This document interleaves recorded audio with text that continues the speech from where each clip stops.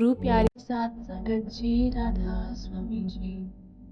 संगत जी, जो ही साखी सुनकर दी जा रही है वो एक गर्भवती इंसान की, जो बहुत अमीर था। उसे अपने पैसों पर बहुत घमंड था। उसे ऐसा लगता था कि पैसों से मैं कुछ भी खरीद सकता, पैसों से कुछ भी खरीदा जा सकता है। जो उसके रिश्तेदार थे उनके पास इतना पैसा नहीं था। सभी उनसे इज्जत करते थे, उनसे मीठी बोली बोलते थे, लेकिन उसके पीठ पीछे सभी उसकी बुराइयां करते थे। इस अरबपति को लगता था कि मेरे रिश्तेदार तो मेरा भला चाहते हैं। साथ संगत जी, इतनी अमीरी, इतने पैसे वाले होने के बावजूद इस भाई को अपने जीवन में एक कमी हमेशा महसूस होती थी। ये समझ नहीं पा रहा था कि आखिर वो किस चीज की कमी है जो इसे महसूस हो रही है। वो लगता था कि जैसे इसका मन हर समय किसी चीज की तलाश कर रहा है। एक बार ये अपने घर में बैठकर टीवी देख रहा था। उस समय टीवी में एक संत प्रवचन दे रहे थे। ये भाई उनके प्रवचनों को सुनकर इतना मोहित हो गया कि इसने उस संत के पूरे प्रवचन सुने। और उसमें जिक्र हुआ कि चाहे आपके पास कितनी भी धन दौलत हो, अगर आपके पास पूर्ण गुरु नहीं है तो आप खाली के खाली हैं।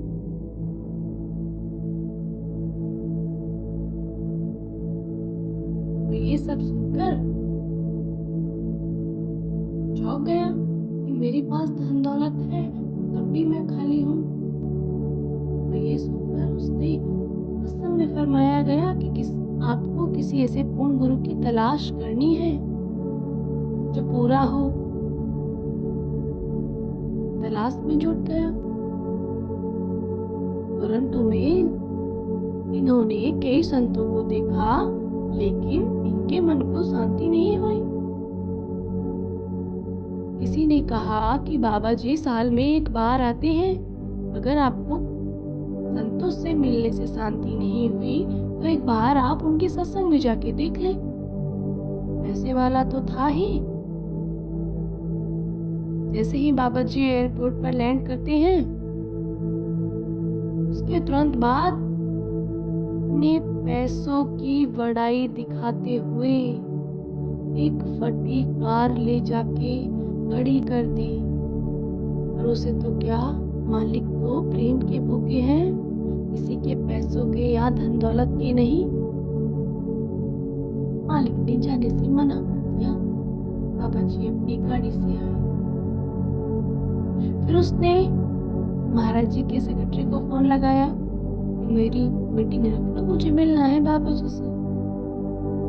सेक्रेटरी ने बोला, ना भाई, ऐसे कैसे मिलेंगे आप, आपको सत्संग घर में आना पड़ेगा, अगर मालिक की मौज हुई तो जरूर मिलेंगे आपसे।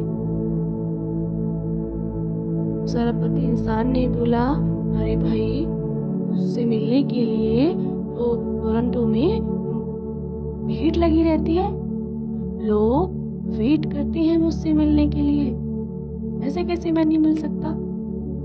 तो भाई, मालिक की मौज है, सत्संग घर चले आओ, अगर मालिक की मौज हुई तो मिल लेंगे आपसे। सासंग जी वो सत्संग घर चला गया। जैसे ही हो गया, उसने फिर कॉल लगाई। सेक्रेटरी साहब ने मना कर दिया कि बाबा जी नहीं मिलना है।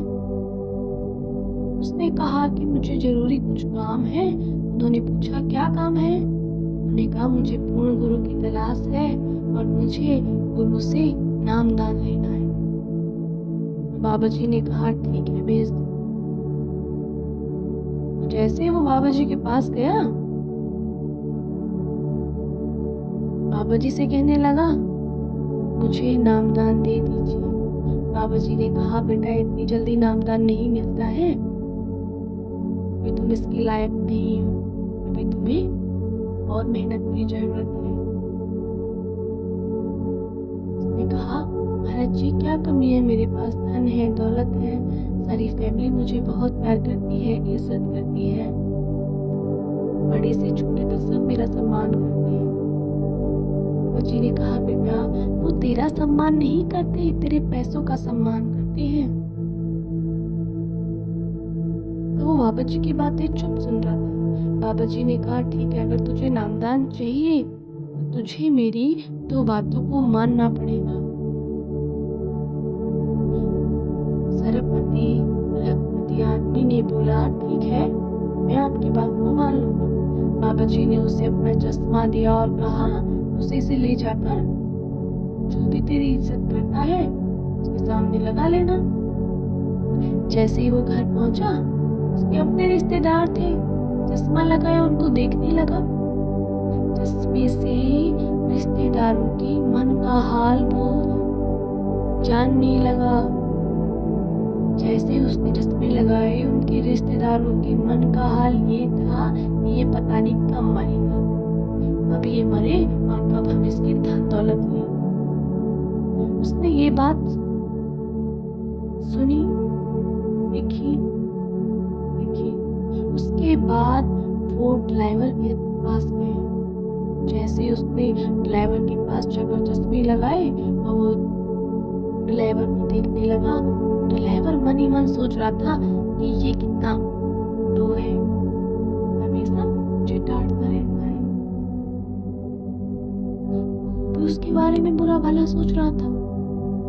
साथ संगत जी, उस अरबपति इंसान ने चश्मों को वहीं रखकर महाराज जी के पास गया और चरणों में पड़ गया कि मालिक मुझे माफी दे दो, आप सही कहते थे, सब मेरे पैसों की इज्जत करते हैं, मेरी नहीं।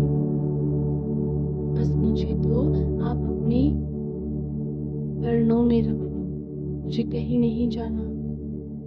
बाबा जी बोले, वो फिर नामदान के लिए बोलने लगा। तो बाबा जी ने कहा, बेटा अभी तुझे मेरा एक और काम करना है। उसने बोला, अगर आप कहें तो कहीं से छलांग लगा दे, मैं वो भी काम कर दूं।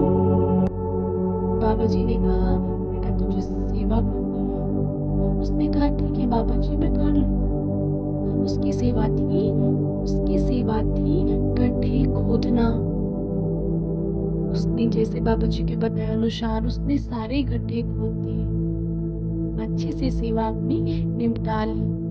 तो बाबा जी के जो सेवादार थे उन्होंने कहा, बाबा जी इसने अपना पूरा काम अच्छी ईमानदारी से किया है, बड़ी लगन से किया है, अब तो इसे नामदान आप बख्श दो।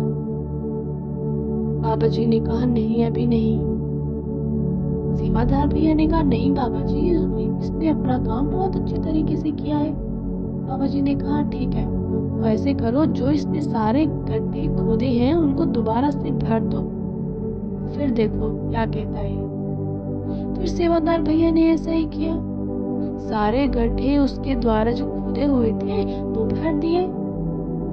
और जैसे वो आया अरबपति इंसान, उसने कहा, अगर मेरा बगीचा होता तो जिसने भी ये काम किया उसको जिंदा गाड़ देता। फिर सेवादार भैया ने यही बात बताई बाबा जी को जाके। बाबा जी ने कहा, अभी ये नामदान के काम पे यही हुआ है। साथ संगत जी, 1 साल बाद फिर बाबा जी का दौरा हुआ कनाडा जाने का। तो फिर वहाँ टोरंटो में गए और फिर वो जो अरबपति भाई था वो रोज सेवा में आता, सेवा करता मन लगाकर लगन से। फिर बाबा जी ने 1 साल बाद जाकर उसे नामदान बख्शा और सत्संगत जी वो बहुत खुश हुआ। सत्संगत जी, अगर आपको साखी अच्छी लगी हो तो आप अपने चैनल को सब्सक्राइब करके